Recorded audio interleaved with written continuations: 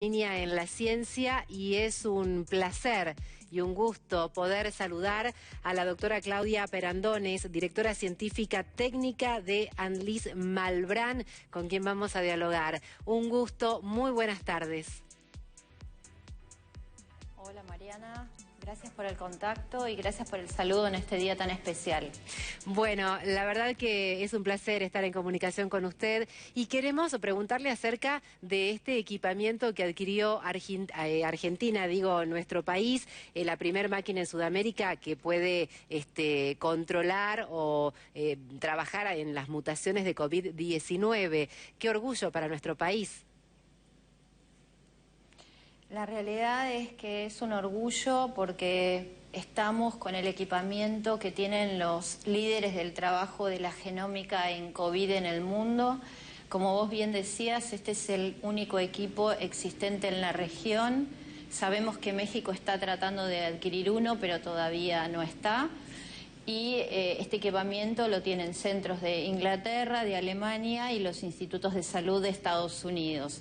O sea que para nosotros tener esta capacidad de diagnóstico y de secuenciación genómica para poder monitorear las variantes que ingresan a nuestro país y las cepas que circulan de manera autóctona en nuestro país, realmente es un logro increíble. ¿Otorga también beneficios en la cantidad de muestras que se pueden analizar por semana, por ejemplo? La realidad es que para darte un cuadro de situación, nosotros en este momento tenemos una capacidad operativa que nos permite diagnosticar y secuenciar 300 muestras semanalmente. Con este equipo se pueden secuenciar 3.072 muestras cada 24 horas. O sea que ves que el incremento de la capacidad operativa que le da al país a través de este equipamiento es magnificar la capacidad y poder monitorear en tiempo real cuando ocurren todos los fenómenos vinculados al ingreso o al establecimiento de distintas variantes de COVID en el país. Doctora, ¿cuántas variaciones en mutaciones hay en estos momentos en el mundo, bueno, y también en Argentina? En el mundo se han descrito la variante del Reino Unido, la variante de Sudáfrica, la variante de Amazonas, Brasil, la variante de Río de Janeiro, la variante de California y está pendiente de confirmación el hallazgo de una nueva variante en México. De todas esas que enumeré, en nuestro país se ha descrito la variante de Reino Unido en un individuo residente de Inglaterra que ingresó a nuestro país proveniente de Frankfurt, pero que es un residente de Reino Unido.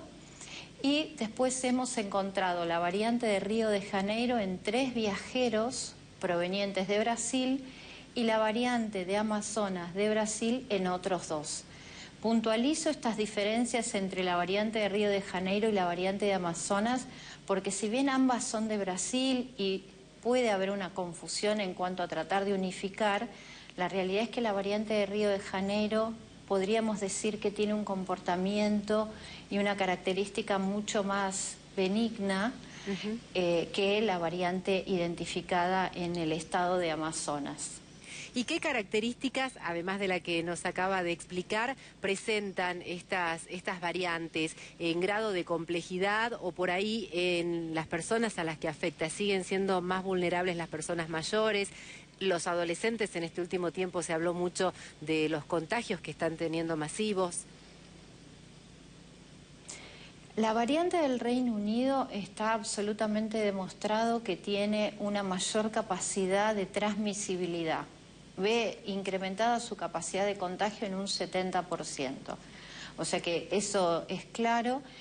También es claro que hasta el momento no se ha podido asociar la presencia de esta variante de Reino Unido con mayor gravedad del cuadro clínico y con mayor mortalidad. A pesar de que hubo declaraciones, y por eso lo puntualizo, de Boris Johnson al respecto, diciendo que quizás podría conferir una mayor mortalidad, lo que ocurre es que cuando vos tenés un incremento del número de casos de individuos infectados, obviamente tenés un incremento en el número de fallecidos.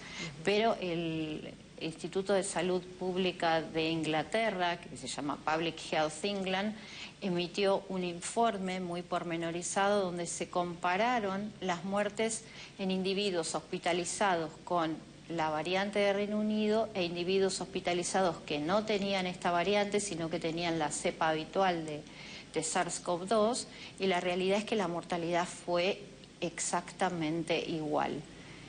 Con respecto a la variante de Río de Janeiro, la realidad es que no se ha demostrado que tenga un incremento en la tasa de contagio, de transmisibilidad y tampoco en la severidad del cuadro clínico. Y tanto esta como la variante de Amazonas, lo que estamos evaluando y lo que tomó más relevancia es la posibilidad de que estas variantes pudieran escapar a las respuestas inmunológicas habituales de nuestro organismo, que se llaman respuestas mediadas por anticuerpos neutralizantes.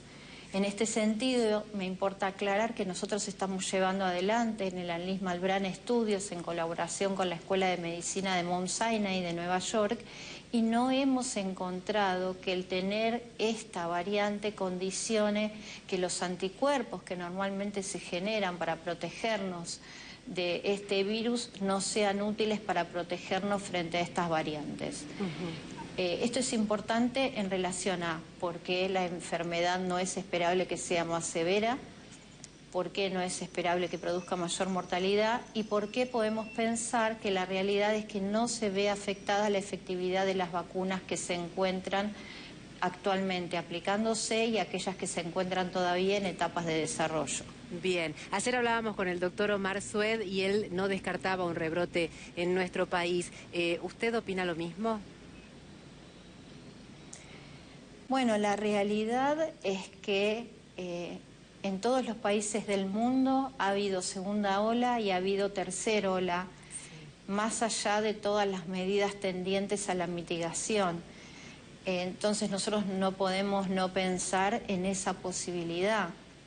El tema es que claramente cuando empieza a haber una mayor adherencia a las medidas de aislamiento, de uso de tapabocas, de mantenimiento de la distancia, la realidad es que el número de casos baja. Esto ocurre en nuestro país y ocurre en todos los países del mundo. Entonces, es clarísimo que la implementación de la vacunación va a disminuir el número de contagios, el número de fallecidos, pero en todos los países, aún en aquellos en que las vacunas han tenido, porque han iniciado sus planes de vacunación más tempranamente, una buena respuesta, sin las medidas de aislamiento, distancia social y utilización de tapabocas y demás, no es posible lograr una reducción del número de casos. Doctora, fue muy amable por esta entrevista y bueno, le deseamos lo mejor porque usted es científica para que en el mundo se pueda lograr y buscar qué hacer con esta pandemia, reducir estos casos. Gracias. Muchas gracias a ustedes. Acá en el noticiero entonces, la doctora Claudia Perandones, directora científica, técnica, ANLIS del Malbrán, hablando de todos estos datos tan interesantes. Y me parece que vale la reflexión cortita en cuanto a lo que opinaba ayer el doctor Omar Sued. También infectólogo, destacado profesional a nivel nacional. Ahora lo hace una destacada científica y todos o los dos confluyen en lo mismo, en mantener el distanciamiento, el uso de tapabocas, mantener la higiene personal y bueno, las medidas de precaución para evitar los contagios.